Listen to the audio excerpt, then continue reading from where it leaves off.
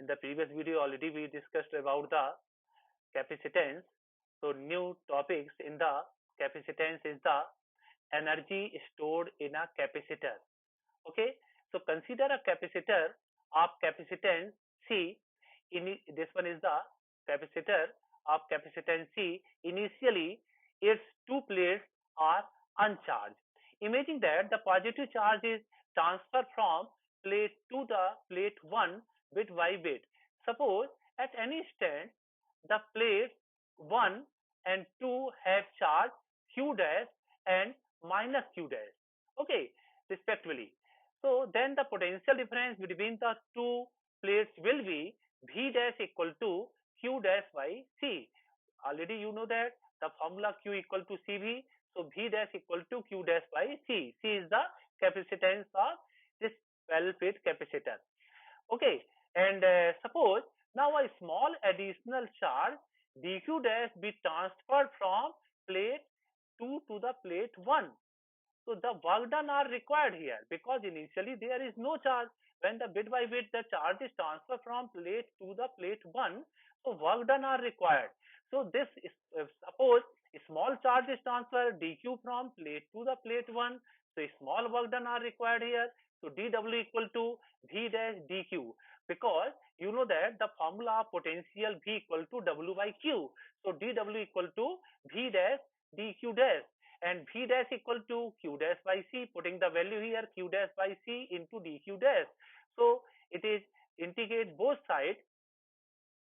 W equal to total work done are required to transfer the charge from second plate to first plate. So W equal to integration 0 to capital Q here, Q dash by C dQ dash. So Q dash is here constant taken outside, and 1 by C is here dQ by C. So it become 1 by 2 Q square by C. Okay, here lower limit is 0 and upper limit is here Q. Okay, because the Q dQ, so 1 by C is taken outside, and Q dQ, so Q to the power Q dash power is here 1, so 1 plus 1 by 1 plus 1, so Q square by 2 here, so Q square by 2C. So work done in a stored electrical potential energy U equal to half Q square by C. This one is the first formula, and it is converted in the form of C and V. Put the value here Q equal to CV. So it becomes C square V square. 1C cancel out. So it becomes half CV square. So if we know that C and V, we can write half CV square. If we can write here in the form of Q and V, it can be also write half QV. So energy stored in the capacitor formula is half Q square by C, half CV square, half QV. All these are the energy stored in capacitor. Okay, next topic is here energy density of electric field. So consider a parallel plate capacitor having the plate area A and plate separation small d. So we know that the capacitance of a parallel plate capacitor C equal to epsilon naught AY small d. If the sigma is the surface charge density on the capacitor plate, then electric field between the capacitor plates E equal to sigma by epsilon naught. Okay, this one infinite plane sheet of charge. Electric field E equal to sigma by epsilon naught, or sigma equal to epsilon naught capital E. Capital E is here electric field. Sigma is the surface charge density. Epsilon naught is the permittivity. So you know that Q equal to sigma A or sigma equal to Q by A. So Q equal to sigma A. Okay, so putting the value here, so Q equal to become epsilon naught E capital A, and you know that energy equal to capital U equal to Q square by 2C, putting the value Q equal to epsilon naught capital E capital A whole square, and place of C equal to epsilon naught A by D. Solving it, we get here energy equal to energy stored in capacitor equal to half epsilon naught E square AD. Okay, similar in the last year stress strain. Okay, elasticity. So energy equal to half stress into strain into volume. So here A into D is the volume of the capacitor. So if we can write here energy upon AD. So it become energy density small u. So energy density equal to half epsilon naught E square. So this one is the energy density in the electric field, and energy density in the elasticity half stress into strain. Okay, then last topic is here, loss of energy in redistribution of charges. Suppose two capacitors C1 and C2 potential are V1 and V2. Okay, so capacitor before connected together, initial potential energy Ui equal to half C1 V1 square plus half C2 V2 square, because you know that energy formula is half CV square.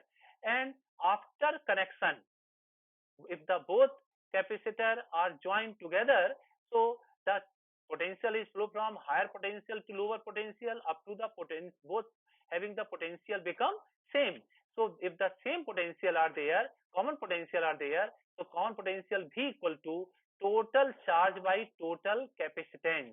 So total charge is initially before connection, total charge Q1 plus Q2, first capacitor charge is Q1, second capacitor charge is Q2, and capacity is C1 and C2. So total capacity is C1 plus C2. Putting the value here, Q1 equal to C1 V1 and Q2 equal to C2 V2. So common potential V equal to C1 V1 plus C2 V2 upon C1 plus C2.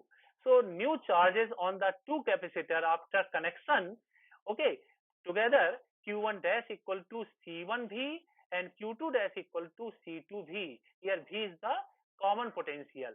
So final potential energy UF equal to, F means final, equal to half C1 V square plus half C2 V square. C1 C2 capacity is different, but potential become same.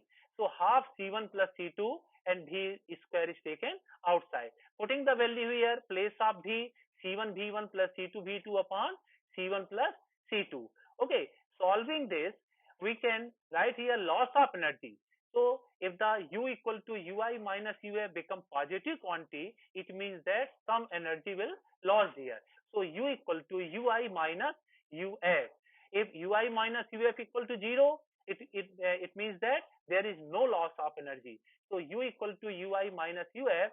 So you know that Ui equal to half C1 V1 square plus half C2 V2 square, and UF equal to half C1 V1 plus C2 V2 whole square upon C1 plus C2. Putting the value and solving these, we get here U, loss of energy, Ui minus UF equal to half C1 C2 V1 minus V2 whole square upon C1 plus C2. So loss of energy here half C1 C2 in bracket V1 minus V2 whole square upon C1 plus C2.